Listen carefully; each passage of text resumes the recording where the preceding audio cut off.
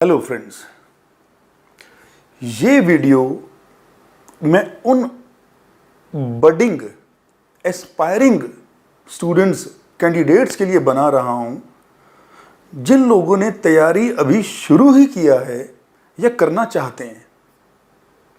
शुरू भी नहीं किया है, रादर करना चाहते हैं।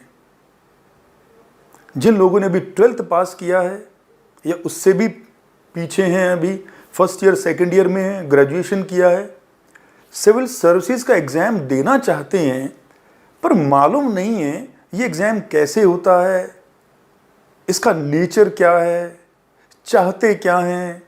UPSC union public service commission जो ये एग्ज़ाम कंडक्ट करती है वो हमसे एक्सपेक्ट क्या करती है, हम कैसे होने चाहिए, किस सब्जेक्ट में हमारा कंट्रोल होना चाहिए, ग्रेजुएशन में क्या सब्जेक्ट पढ़े होने चाहिए। इन सब मुद्दों को लेके हमारे मन में डाउट रहता है। तो एक डिटेल्ड काउंसलिंग, प्रॉपर काउंसलिंग की जरूरत होती है इस वक्त ऐसे स्टूडेंट्स को, बिगिनर्स को। ध्यान रहे ये वीडियो सिर्फ बिगिनर्स के लिए है। तो क्योंकि अब लॉकडाउन के ज़माने हैं तो स्टूडेंट्स लोग काउंसलिंग के लिए अकेडमीज वगैरह, टीचर्स वगैरह से नहीं मिल पा रहे हैं, सोशल डिस्टेंसिंग नॉर्म्स फॉलो कर रहे हैं हम लोग। तो ऐसे वक्त में टीचर्स की यह ड्यूटी बनती है कि बच्चों को गाइड करने के लिए उन तक इंफॉर्मेशन पहुंचाई जाए। तो ऐसा ही प्रयास मैं कोशिश कर रहा हूं आपके साथ आज। देखिए, union public service commission, union public, union means centre, Bharat सरकार, दिल्ली में यूपीएससी ये एग्जाम कंडक्ट करती है सिविल सर्विसेज का। और ये एग्जाम 3 स्टेजेस में होता है, 3 स्टेजेस में। पहली स्टेज को हम प्रिलिमिनरी एग्जाम, प्रारंभिक परीक्षा कहते हैं, जब हम काम प्रारंभ करते हैं। ऑब्जेक्टिव टाइप स्टेज होती है, ये क्वालिफाइंग होती है। क्वालिफाई करके अगली स्टेज में पहुंचते हैं, मेंस, मुख्य परीक्षा। ये असली एग्जाम होता है, सब्जेक्टिव टाइप होता है, प्रीलिम्स के लगभग 2, 3, 4 महीने बाद हो जाता है। मेंस पास करते हैं तो इंटरव्यू में पहुंचते हैं, फाइनल स्टेज, तीसरी स्टेज। तो प्रीलिम्स, छोटे रूप में हम लोग इसे प्रीलिम्स या प्री ऐसा कुछ बोलते हैं, प्रीलिमिनरी एग्जाम, फिर मेंस एग्जाम, फिर इंटरव्यू। ये 3 स्टेजेस का एग्जाम ये है। ये परीक्षा 3 चरणों में ली जाती है। जो प्रीलिमिनरी एग्जाम है, प्रारंभिक परीक्षा है, वो मई जून के महीने में होती है। ये कोरोना के चक्कर में डेट्स आगे पीछे हो गई, अब अक्टूबर में होगा, इसको छोड़ दीजिए आप। नॉर्मली कब होती है? नॉर्मली ये मई जून के महीने में परीक्षा ली जाती है, प्रीलिमिनरी एग्जाम, प्रारंभिक परीक्षा।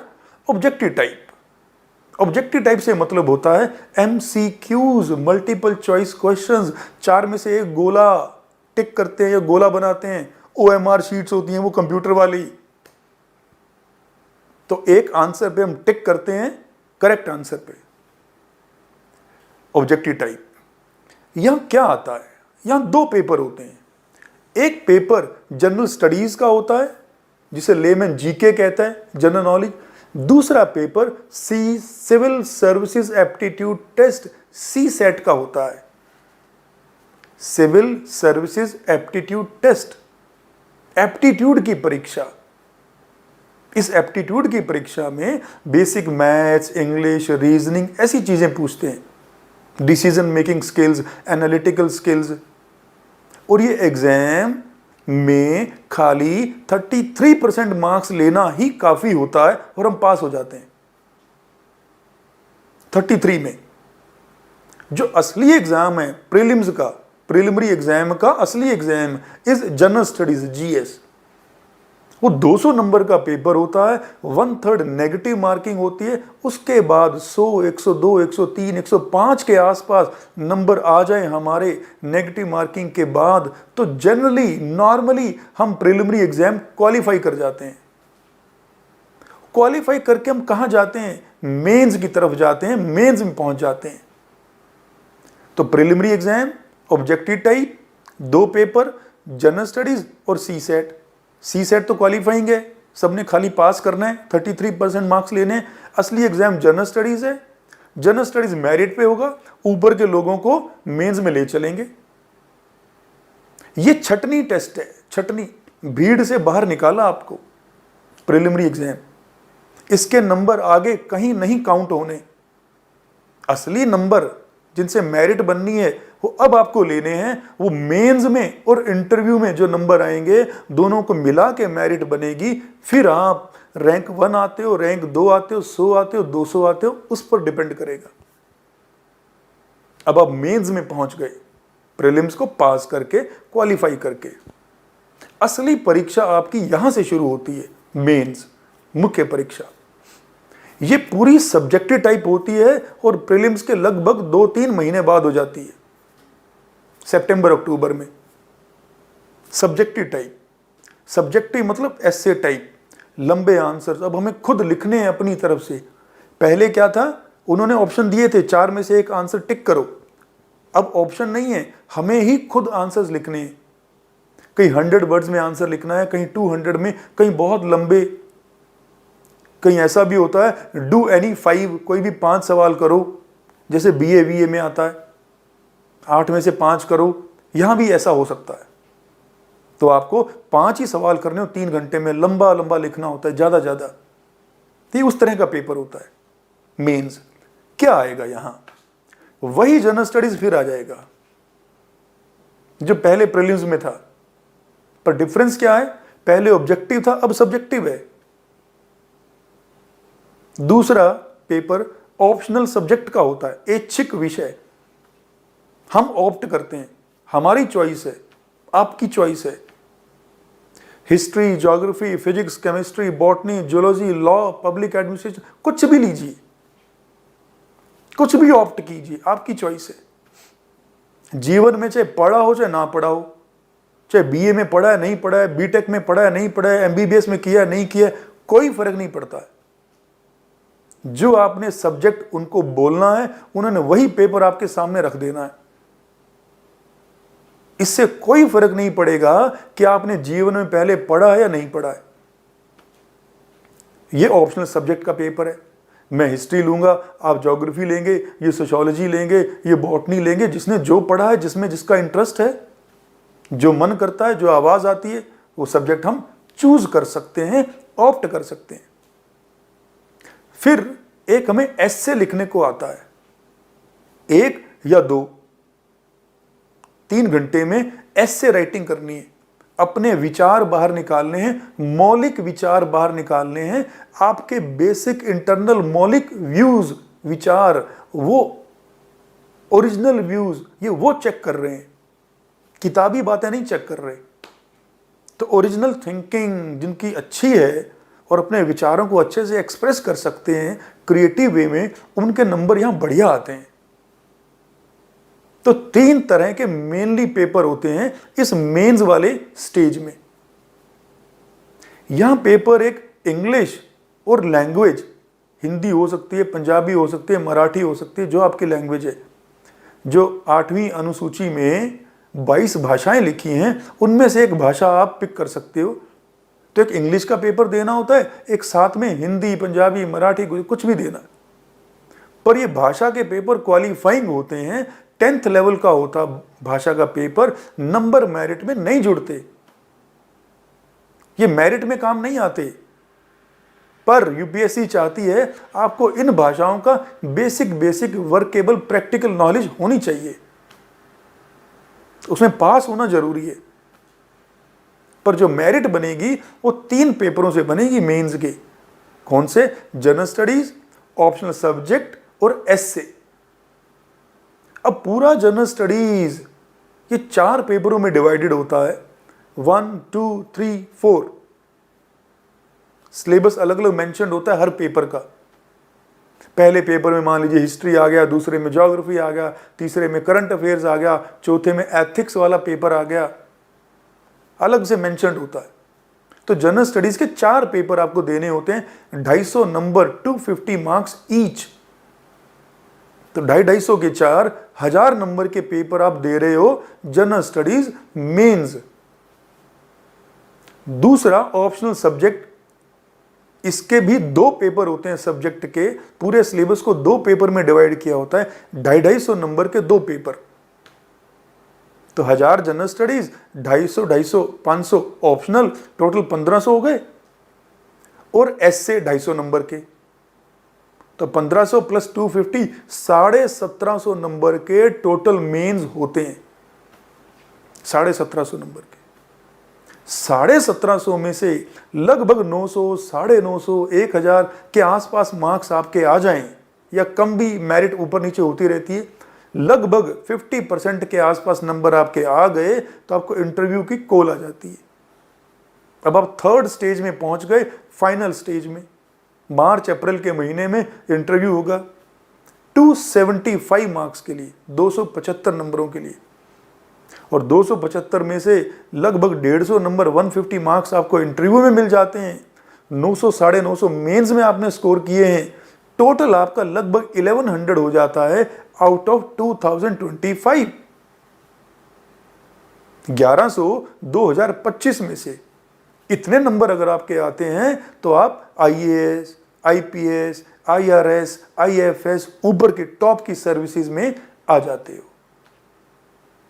इस तरह से ये एग्जाम होता है। 3 stages, prelims, mains, interview. Prelims qualifying, छटनी, भीड़ से बाहर निकाल रहा है आपको, छट गए आप, वो चेक करते हैं, अगर दमदार हो तो प्रीलिम्स को पास करो और मेंस में बैठो। तो हम प्रीलिम्स को पास करते हैं, क्वालिफाई करते हैं और मेंस में जाते हैं। असली टेस्ट मेंस है। तो मेंस सारा सब्जेक्टिव टाइप है।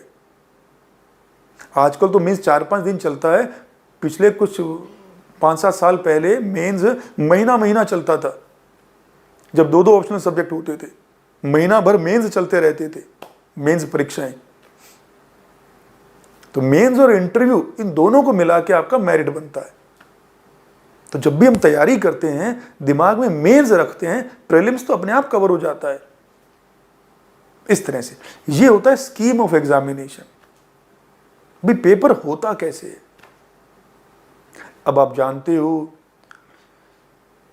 21 से 32 साल जनरल कैटेगरी में एज होता है एग्जाम देने का, 21 to 32 ईयर्स। अगर हम ओबीसीज में फॉल करते हैं तो 3 साल और मिलते हैं, एससी में फॉल करते हैं तो 5 साल का और रिलैक्सेशन मिलता है। 21 से 32, 21 to 32 एंड 6 अटेम्प्ट्स।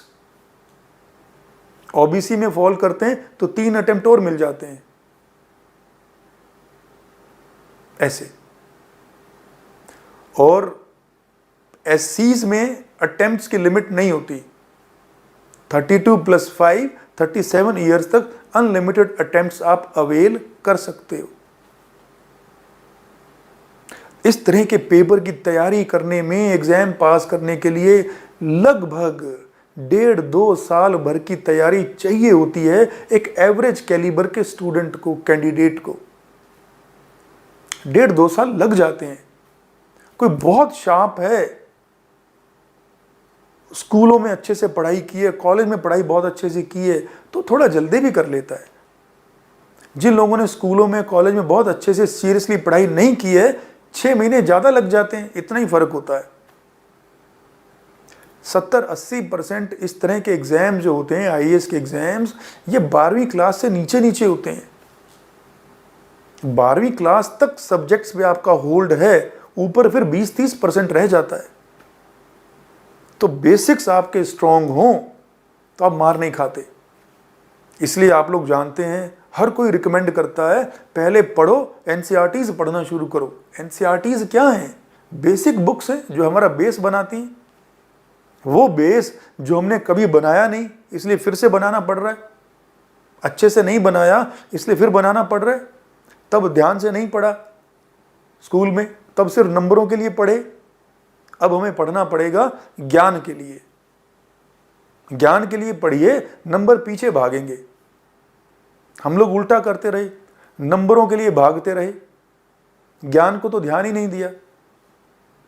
तो तो अब आप जो पढ़ेंगे वो ज्ञान के लिए पढ़ेंगे, आनंद उठाते हुए पढ़ेंगे, तब ये पेपर आसान हो जाएंगे। पेपर पास करना है, हाई पेपर पास करना है, इस सेंस में शुरुआत में पढ़ने की आवश्यकता नहीं है। शुरुआत में आनंद उठाइए, 6-8 महीने पूरा बेस बनेगा आपका बढ़िया से, बेसिक्स कंसेप्ट्स आपके मजबूत बनेंगे और तैयारी भी हो जाएगी। उसके बाद आप देखते हैं सिलेबस क्या है, टॉपिक्स क्या हैं। चलिए अब topic wise, strictly topic wise चलते हैं, स्ट्रिक्टली सिलेबस से चलते हैं, फिर वो टाइम आ जाता है। पैनिक नहीं होने का, इस तरह के एग्जाम को पास करना हो तो पैनिक होके काम नहीं करना। ये लंबी यात्रा है, ये 100 मीटर का दौड़ नहीं है, ये क्रॉस कंट्री है। ऐसा भी नहीं करना कि आज 16 घंटे पढ़ डाला, कल सारा दिन सोते रहे, तो बात एक ही है। अक्सर लोग पूछते हैं कितने घंटे पढ़ना चाहिए, इसका कोई तरीका नहीं होता, इसका कोई जवाब नहीं होता। कोई बहुत इंटेलिजेंट स्टूडेंट है, बहुत शार्प है, वो घंटा भर में सारी बातें पकड़ लेता है, वो घंटा भर बहुत ध्यान से पढ़ता है, उसकी आउटपुट 2-3 घंटे जैसी है। कोई बच्चा ऐसा भी है, किताब लेके ही बैठा रहता है पर ध्यान कहीं और है, वो 4 घंटे बैठा रहे तो भी आउटपुट 1 घंटे जितनी नहीं निकलेगी। तो घंटे क्यों काउंट करें? नंबर ऑफ आवर्स काउंट करना is not advisable. So we must not concentrate on quantity of time spent on studying. We must concentrate on quality of time spent while preparing these kind of exams. Quality is more important. Quality means क्या पढ़ रहे हैं, कैसे पढ़ रहे हैं, proper guidance में पढ़ रहे हैं कि नहीं। आप लोगों ने अक्सर सुना होगा, वो पड़ोसी, ये पड़ोसी, वो उधर पढ़ता था, इधर पढ़ता था, 4 साल लगा रहा, 5 साल लगा रहा, फिर भी पेपर पास नहीं हुआ। तो यूपीएससी तो खतरनाक है, ये पेपर पास नहीं होता। पेपर खतरनाक नहीं है, जो लोग 5 साल तैयारी करते रहे, पेपर पास नहीं हुआ, उनमें कुछ खतरनाक गड़बड़ है, ये ध्यान दीजिएगा। तो बैड एग्जाम्पल्स को अपने सामने मत रखिएगा कि उन लोगों ने इतनी तैयारी की, उनका नहीं हुआ, हमारा तो कहाँ होगा। तो वो कौन है, अंदर सच में कैसे पढ़ते हैं, कैसे ध्यान से पढ़ रहे हैं, नहीं पढ़ रहे हैं, हमें कहाँ मालूम। पढ़ना तो बिल्कुल पर्सनल इंडिविजुअल एक्टिविटी है ना। मैं टेबल पर बैठा हूं अपनी बुक लेके, तो किसी को क्या पता मैं सच में पढ़ रहा हूं कि नहीं पढ़ रहा। दूर से तो दिखेगा पढ़ रहा है। बहुत बच्चे अपने पेरेंट्स को धोखा नहीं देते हैं, बुक लेके बैठे रहते हैं, नंबर आते नहीं है। पेरेंट्स बोलते हैं अरे पढ़ता तो बहुत है, दिमाग नहीं चलता है इसका। ऐसा कुछ नहीं होता है, वो पढ़ता ही नहीं है ध्यान से। पढ़ेगा तो दिमाग दौड़ेगा। तो इस तरह के क्राइटेरिया में आपने नहीं चलना है। ध्यान रखिए, ये उन्हीं लोगों को ऑफिसर बनाते हैं। सवाल ये खड़ा होता है, भाई चाहते क्या है, किसे ऑफिसर बनाएंगे, किसका पेपर पास होता है। ये उन्हीं को ऑफिसर बनाते हैं जिन बच्चों में धीरे धीरे मैच्योरिटी आती है, गंभीरता आती है, ठहराव आता है। ये सारी किताबें जो हम पढ़ते हैं, इन किताबों से हम में मैच्योरिटी आती है। हम देश को समझते हैं, देश की समस्याओं को समझते हैं, देश के इतिहास को समझते हैं, देश का फ्यूचर किधर जा रहा है वो समझते हैं। वो गंभीरता हमारे अंदर आती है तो यूपीएससी को लगता है अब ये बच्चा सियाना हो गया, अब इसको जिले का डीसी बनाया जा सकता है, अब ये पूरे डिस्ट्रिक्ट का ध्यान रख सकता है। लेकिन जब तक हमारे अंदर मैच्योरिटी नहीं है, वो गंभीरता नहीं है, वो ठहराव नहीं है, तो हमें कोई डीसी कैसे बना देगा, इतनी बड़ी जिम्मेदारी कैसे दे देगा। अभी तो हमारा मन करता है कि हम पार्टी करें, अभी हमारा माइंडसेट पार्टी वाला है। गरीब की तकलीफ देख के मन पसीजता नहीं है, तो अभी फिर हम थोड़े इससे दूर हैं। मेरा भाव ये बिल्कुल नहीं है कि ऑफिसर्स पार्टी नहीं करते, वो पार्टी भी करते हैं, मैच्योरिटी वो समझते हैं कि एंटरटेनमेंट भी चाहिए, ये भी पार्ट ऑफ लाइफ है। पर जब अपना काम करते हैं तो काम पूरी गंभीरता से और जिम्मेदारी से करते हैं। वो हर काम में बैलेंस बनाना जानते हैं। ऑफिसर्स की खास बात यही होती है, ऑफिसर्स बहुत बैलेंस्ड होते हैं। ऐसा नहीं कि पार्टी करने गए तो सारी रात पार्टी चलती रही, सुबह कॉलेज जाना, स्कूल जाना भूल गए, काम पे जाना भूल गए। ये गुण होता है ऑफिसर्स का, बैलेंस्ड लाइफ। और यूपीएससी भी यही चाहती है, और यूपीएससी ये चीज टेस्ट कर लेती है आपके आंसर्स में। जब हम आंसर राइटिंग करते हैं तो क्या चीज चाहिए होती है, आंसर राइटिंग का बेसिक गुण क्या है, कैसा आंसर होना चाहिए? आंसर बैलेंस्ड होना चाहिए। हमारी पर्सनैलिटी रिफ्लेक्ट होती है हमारे आंसर्स में। इसीलिए पहले दिन से पढ़ो तो ध्यान से पढ़ो, चीज़ों को अंदर जाने दो। वो आपके व्यक्तित्व में, आपकी पर्सनैलिटी में चीज़ें समा जाएंगी तो बाहर रिफ्लेक्ट होंगी, आपके आंसर्स में भी आएंगी, तब पेपर पास होता है। Thank you so much. ऐसे ही मुद्दों पर मैं और वीडियोस आपके लिए लाता रहूँगा। आप कमेंट करके बताइएगा कि आपको ये वीडियोस यूज़फुल लगते हैं या नहीं लगते हैं।